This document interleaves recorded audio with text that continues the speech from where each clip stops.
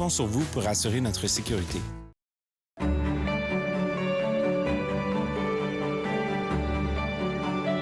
Vous regardez TV Rogers, Ottawa. Cette émission est présentée par Télé-Élan. Vous êtes enfin aux commandes. Pour en savoir plus, visitez rogers.com.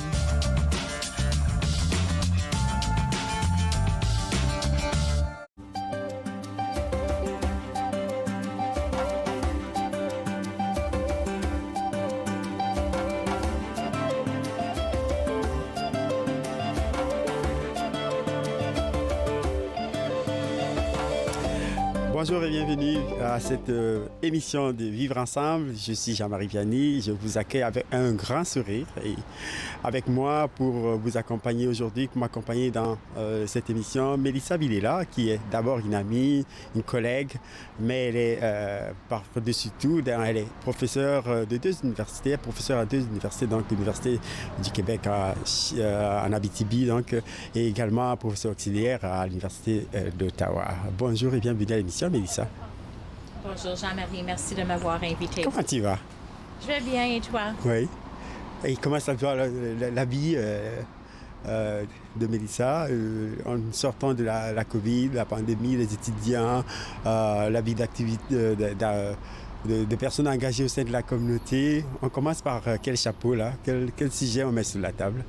Mais je pense que je vais commencer en disant que la vie est belle. Oui. Je pense qu'on sort avec de la COVID tranquillement, avec un sentiment de gratitude pour les gens autour de nous et la reprise d'activités, qu'elles soient nouvelles ou d'activités anciennes. Donc on dirait vraiment merci à la vie, mais dommage que dans cette vie-là, il y en a quand même qui sont partis et que nous devons honorer, mais la meilleure façon de les honorer, c'est de continuer à vivre et de faire du mieux qu'on peut.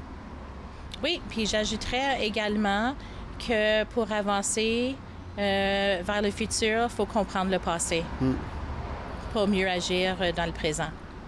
Une comme toi qui a été beaucoup impliquée dans le domaine et qui continue dans le domaine de l'éducation, est-ce que c'est peut-être le message que vous véhiculez à vos élèves, dans vos conférences, dans vos recherches?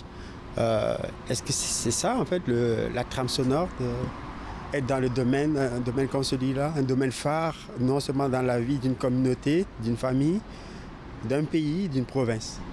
Et je pense que l'école, qu'elle soit majoritaire ou minoritaire, est le microcosme d'une société. Et en étant le microcosme d'une société, et selon ma perspective douillienne du monde, je souhaite que l'école soit un microcosme de la société qu'on veut et non pas nécessairement de la société qu'on a. Ouais. Donc, en travaillant selon une perspective d'amélioration continue, on peut arriver à faire les choses autrement. Les gens parfois vont me dire « Mélissa, c'est une idée utopique ». Et je donne toujours l'exemple du recyclage. Je me souviens de ma petite sœur qui a 17 ans de moins que moi.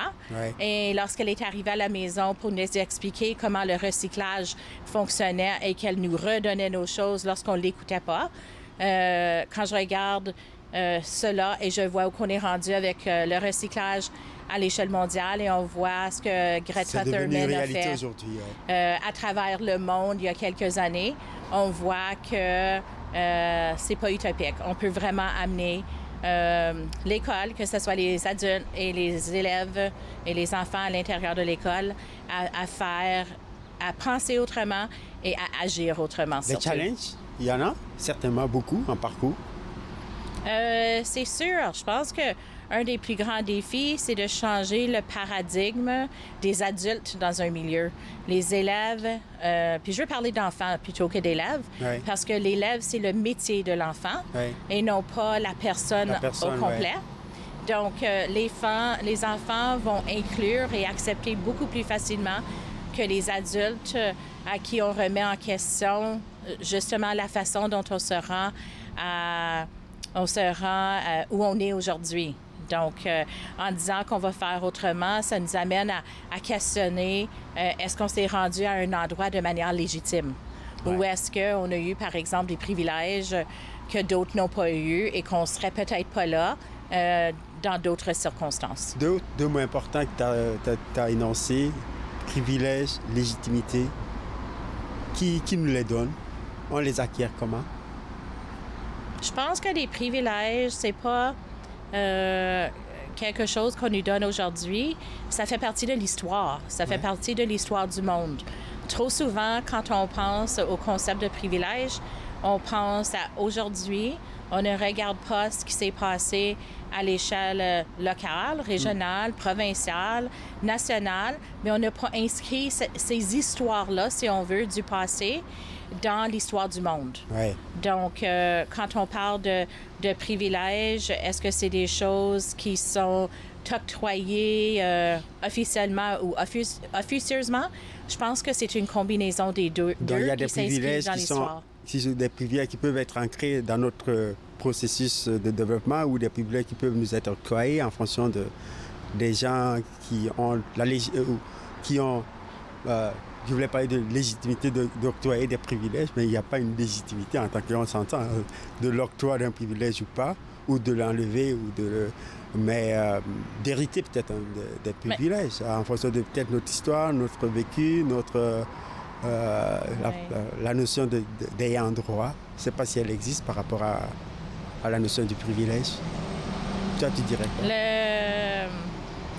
Mais moi, je pense que je suis une des premières, pas la seule, qui dit ouvertement que oui, il y a des privilèges qui existent par rapport à l'article 23 de la Charte des droits qu'on doit remettre en question.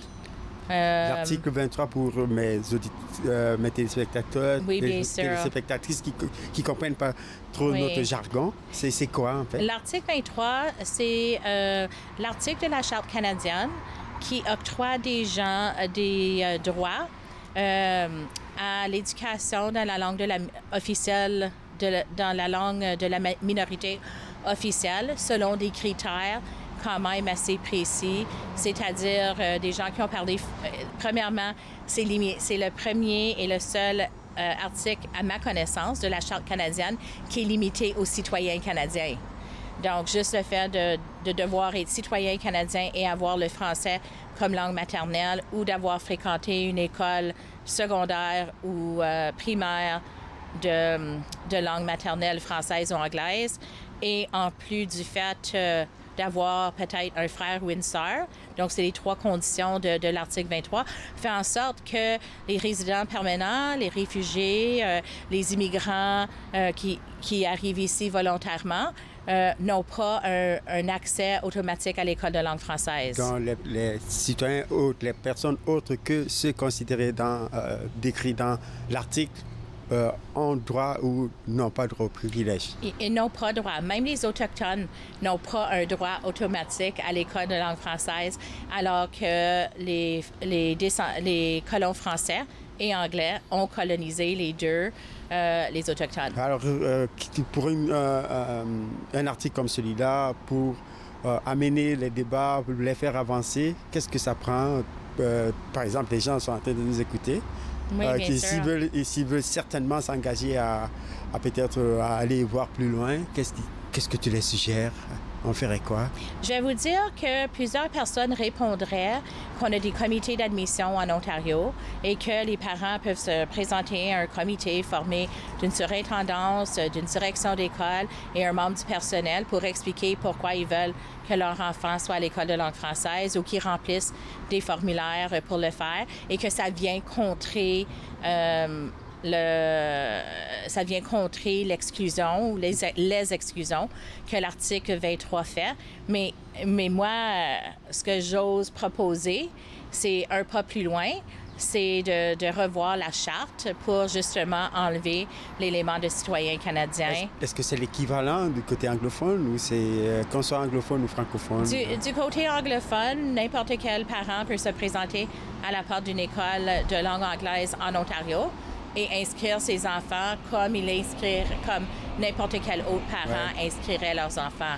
La particularité avec ce que je propose, c'est aussi, en enlevant citoyen canadien, ça a un effet par rapport à la façon dont le Québec traite la minorité anglophone également. Donc, c'est pas quelque chose qui est faisable facilement. Mais je pense que parfois, ce sont des articles qui ont été créés peut-être avant nous. Et il y a, on parle en jurisprudence, on dit tout le temps l'idée de la loi ou de l'article. Peut-être qu'il y a une...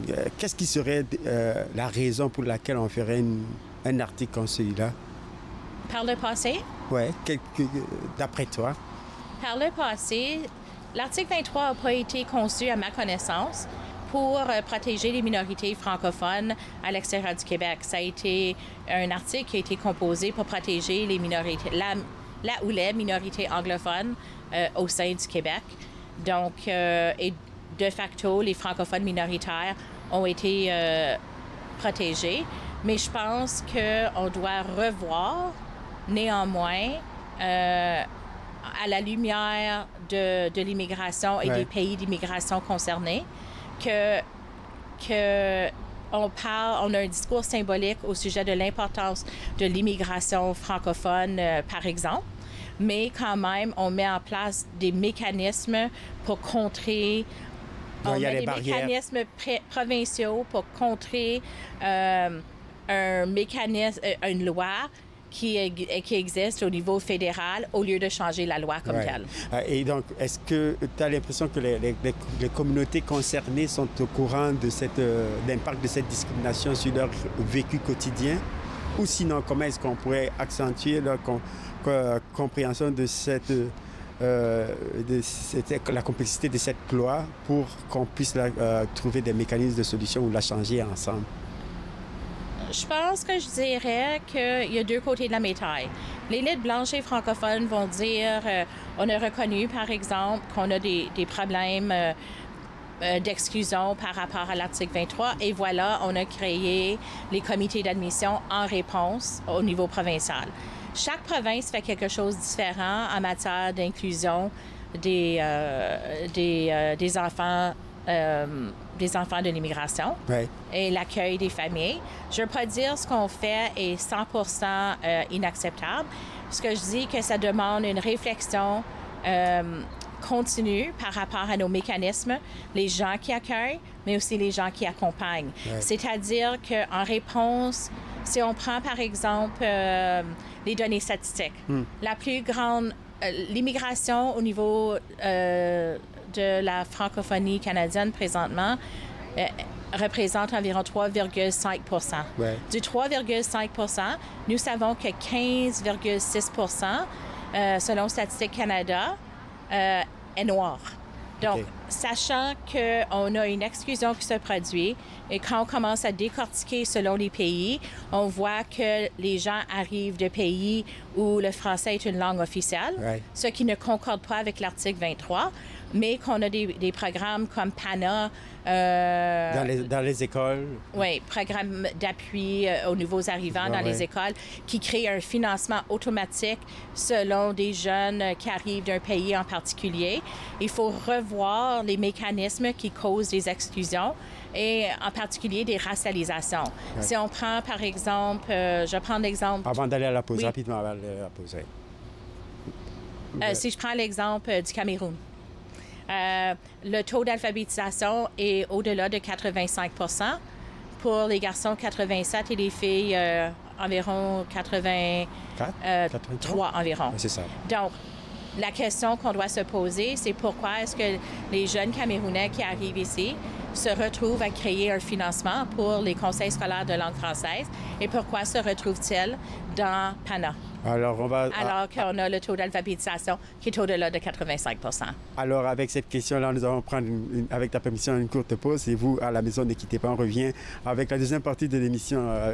Madame Mélissa Villela, donc professeure à l'Université du Québec à Abitibi et professeure auxiliaire à l'Université d'Ottawa, va continuer la discussion avec vous. On revient après la pause. Ne quittez pas.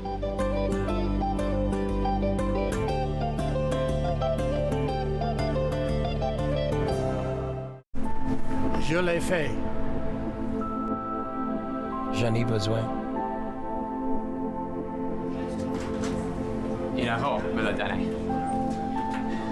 Je suis vivante. En tant que donneur d'organes, vous pouvez sauver jusqu'à 8 vies et en améliorer autant que 75 autres. S'il vous plaît, visitez notre site web et engagez-vous au cadeau de la vie. Vous serez heureux de l'avoir fait. Merci. On peut souffrir, être blessé, être écorché, ralenti, désemparé, même paralysé. Mais rien ne peut nous abattre, car nous sommes bâtis sur des fondations solides, inébranlables comme notre mission. Combattons. Combattons ensemble. Très heureuse, Nathan Parle est de retour en studio, en présentiel pour la 22e saison. Je reçois toutes sortes d'invités. Soyez là au rendez-vous à chaque semaine. Nathan Parle, mercredi 19h sur TV Rogers.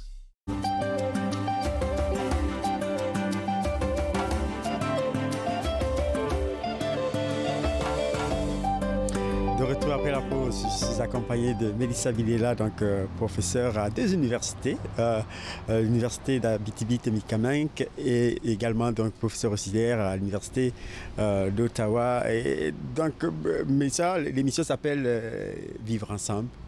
Et la première partie de l'émission, tu nous as parlé un peu de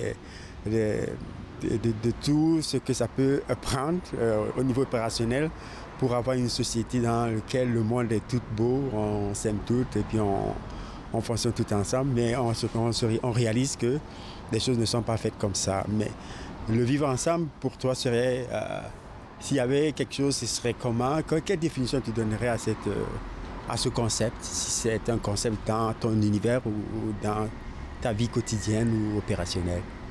Pour moi, le vivre ensemble est un concept parmi d'autres. Je préfère l'expression co-construire. J'explique la différence. Souvent, le vivre ensemble est rattaché à un discours d'intégration. Ouais. Un discours d'intégration est souvent rattaché à la francophonie canadienne, que ce soit par rapport à l'accueil des immigrants, que ce soit par rapport à l'accueil de quelqu'un qui parle la langue de la majorité. Ouais. Et trop souvent, il y a une ligne fine entre l'intégration et l'assimilation qui se produit lorsqu'on parle d'intégration et de facto du vivre ensemble. Et pour moi, quoi les susceptibilités? Pour moi, je parle du co-construire ensemble. Ouais. Parce que quand on co-construit, on tient compte des rapports de pouvoir à la fois dans le processus et le produit final. C'est-à-dire, quand on est en train de concevoir la possibilité d'initiative et qu'on est en train de planifier l'initiative et surtout d'évaluer le succès de l'initiative, on est en train de partager le pouvoir. Ça veut dire que si l'école et la communauté travaillent ensemble, c'est pas l'école qui a le dernier mot sur la façon dont les choses vont se dérouler. C'est qu'on arrive à des négociations continuelles jusqu'à ce qu'on trouve un compromis. Ouais. Ce qui est un processus qui peut être quand même long, alors que les gens vont vouloir peut-être passer à l'action plus rapidement. Ouais. Donc, ce co-construire-là ensemble est un discours d'inclusion, selon moi. Et je pense que c'est un élément qui est important à viser. Dans la co-construction, si je recommence, je recap ce que tu me dis, c'est comme je viens de mon bord et tu viens de ton bord. Oui. Et puis on trouve un milieu avec lequel on travaille sur un compromis. Mais ce serait dans un monde idéal, ça. La réalité n'est pas... Elle est différente de ça. Et tu me parles de planification, construction, et c'est parfois dans ces 2 ou 3 concepts que ça commence à chauffer. Pourquoi? Ça commence à chauffer parce que je crois fondamentalement, ce qui arrive, c'est qu'on commence à remettre en question des traditions. On remet en question des choses qu'on dit qui ont toujours été. On remet en question des éléments de base qu'on a construits comme société et qu'on s'est peut-être pas rendu compte qu'on a hiérarchisé comparativement à d'autres sociétés. Et c'est là que ça prend pas juste le fait d'entendre ce que d'autres personnes disent, mais d'écouter et d'avoir le courage de travailler ensemble malgré les éléments qui pourraient causer des tensions pour arriver de l'autre côté. Donc, tradition, valeur, mais continuer à aller travailler. Hein. Je pense qu'on les travaille beaucoup en tant que discours symbolique, mais je pense pas que les bottines suivent toujours les babines. Comme on dit par chez nous ici. Oui. Donc, pour moi, ce que ça signifie, c'est si on adopte un discours, on doit être en mesure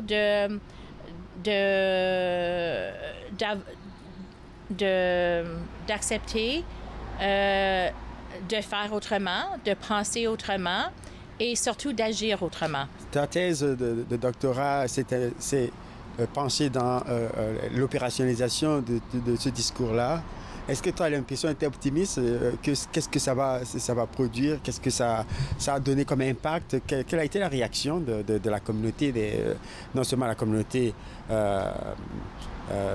francophone, la communauté académique et puis les autres communautés qui devraient se servir de ce qui a été développé autour de ta thèse? Ma thèse doctorale regardait le développement d'une compétence interculturelle et antiraciste imbriquée chez des leaders scolaires, dont la plupart sont ou ont été direction d'école. Ce qui concorde beaucoup avec mon vécu. Je vais vous dire que quand j'étais devant mes données en train d'analyser et on parlait d'incidents critiques, c'est-à-dire d'expériences positives ou négatives ayant influencé le leadership, soit en le fragmentant, en le confirmant ou en le modifiant, que je me suis rendu compte que dans la très grande majorité des cas, on parlait de personnes de minorités visibles et de personnes autochtones. Personnes de minorités visibles, voulant dire quoi? Les communautés nouvellement arrivées, les communautés noires, arabes? Minorités visibles, ça mange quoi? Oui, c'était surtout des personnes noires et en majorité des garçons et des hommes noirs. Donc, devant ce constat-là, en regardant mes données, je me suis rendu compte que c'était pas juste une question culturelle, soi-disant culturelle, mais qu'il y avait des racialisations qui se produisaient, des racismes systémiques, anti-noirs, qui étaient omniprésents dans les données que j'avais recueillies. Donc, à ce niveau-là, j'ai fait quelques communications jusqu'à présent sur mes données. Je reçois des messages positifs par rapport au fait que j'ai eu le soi-disant courage d'en parler, parce que j'aurais pu me fermer les yeux et de ne pas le faire. J'ai choisi de le faire parce que si on veut que la société, que les écoles soient un microcosme de la société qu'on veut et non pas de la société qu'on a, j'ai un devoir d'engagement à entreprendre à ce niveau-là. Il y a des surintendances, des directions d'école qui participent à mes présentations. Est-ce qu'on voit encore... C'est quoi la réaction? Qu'est-ce qu'ils disent comme commentaire? Bien, quand j'ai parlé de PANA et que j'ai montré les taux d'alphabétisation des différents pays concernant PANA, j'ai eu des commentaires comme « Et là, c'est peut-être un facteur qui fait en sorte que les jeunes noirs ne se rendent pas à l'université. » Et j'ai dit « Effectivement. » Donc, les réalités commencent le puzzle commence tranquillement à se mettre en place sur... les failles d'un programme peut-être qui, à un moment donné, on a pensé que ça pouvait être effectif, mais que l'effet produit est contraire.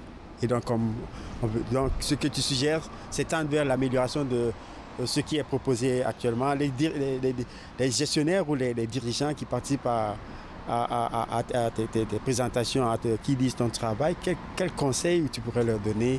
Profite de l'occasion. S'ils sont en train d'écouter l'émission, là, ils commenceraient par quoi? Je vais vous dire que présentement, avec une équipe pan-provinciale, on travaille avec un conseil scolaire francophone en matière d'antiracisme. On a mis en place un plan avec le conseil scolaire d'antiracisme sur 3 ans. Et une des leçons que j'en tire en tant que chercheuse et aussi en tant qu'ancienne praticienne, si on veut, l'importance qu'il y ait un plan qui est concerté avec la communauté, qu'il y ait des données qui soient recueillies et qui ne sont pas axées avec 4 questions qui portent sur la langue, un peu comme l'Ontario a fait, mais que au niveau du plan, la direction générale s'engage et que la direction générale soit présente. C'est pas assez pour qu'un surintendant ou une direction adjointe générale soit présente. Le message doit venir du haut et on doit avoir cette présence-là. Et la confiance avec l'équipe de chercheurs ainsi que l'équipe de praticiens sur le terrain qui connaissent davantage la communauté. Et la communauté qui doit être autour de la table, un tripartite, je pense. Bien sûr. Ouais. Et les gestionnaires, ils disent quoi alors? Ils sont frileux, il y a quand même du leadership qui... tu as l'impression qu'on parle de transformatif ces temps-ci. Oui. Il devient transformatif progressivement dans ce domaine, dans ce milieu-là? Je te dirais en fin de compte que le leadership transformatif est un modèle qui concorde très bien avec la lutte contre le racisme systémique anti-noir et que selon le modèle de Shields, qui est canadienne, et l'adaptation que Gélina Proulx et Shields ont fait du modèle, ainsi que le travail que je fais avec Gélina Proulx pour démontrer qu'on le met en place. On le fait, mais on le fait souvent sans avoir pris le recul de formation ou de lecture. Donc, il y a des gens qui souffrent ou qui pourraient souffrir en cours de route. Donc, le projet, quand il est bien planifié sur une période à long terme avec les communautés minorisées concernées, que ce soit à l'intérieur d'un conseil scolaire ainsi que la communauté environnante, on a moins de chances de marginaliser et de blesser ou d'ajouter aux traumatismes intergénérationnels. Avec le contexte aujourd'hui qu'on a presque tout nommé, il y a un quand même qui revient souvent, le syndrome de l'imposteur, le syndrome de ne pas être à la place, de ne pas être assez représentative. Comme femme et femme blanche, parler de ces enjeux-là, être issu d'un milieu, je dirais, du privilège. Est-ce que quelle est la perception, le regard que les autres ont de toi en intervenant rapidement? Je pense que c'est une question à poser aux autres. Je pense que j'ai la capacité de travailler avec différentes communautés. Je suis aussi très consciente de mes limites ou de mes aveuglements par rapport à certaines situations. Mais je dirais quand même que le fait que je suis présente et que j'ai une compréhension très approfondie de l'intérieur de divers conseils scolaires où j'ai œuvré. Et que tu continues. Et avec qui je continue de travailler aussi, fait en sorte que l'apport que j'apporte au niveau de la compréhension des enjeux à l'intérieur qui peuvent causer des embûches ou même mener à des opportunités, si on veut. C'est ma contribution principale que je fais avec mes collègues qui ont de l'expertise dans divers domaines comme le racisme anti-noir, le racisme anti-autochtone, etc. En tout cas, merci encore infiniment, Mélissa Bilela, professeure à l'Université d'Abitibi-Camen et puis professeur auxiliaire à l'Université d'Ottawa. On te remercie d'être passé à l'émission et puis nous, on vous retrouve à la prochaine. Merci, au revoir.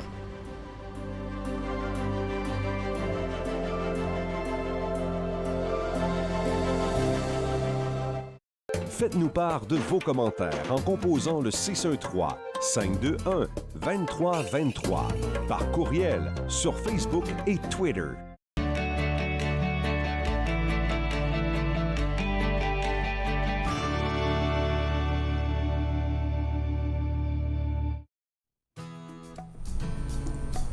Mercredi, nous rencontrons un entrepreneur membre du regroupement des gens d'affaires de la capitale nationale. Par la suite, nous discuterons avec l'auteur et la traductrice de l'ouvrage intitulé « Les Écritures noires du Canada ». Finalement, nous terminerons l'émission avec Nathalie Coutou de la boutique d'art autochtone Kewa. Tout ça et bien plus à Entre nous. Entre nous, en semaine, 11, 18 et 22 heures sur TV Rogers.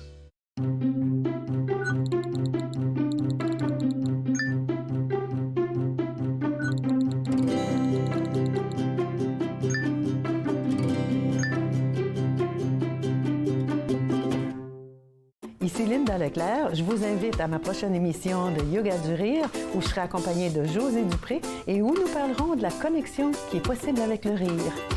Yoga du Rire, dimanche 20h30 sur TV Rogers.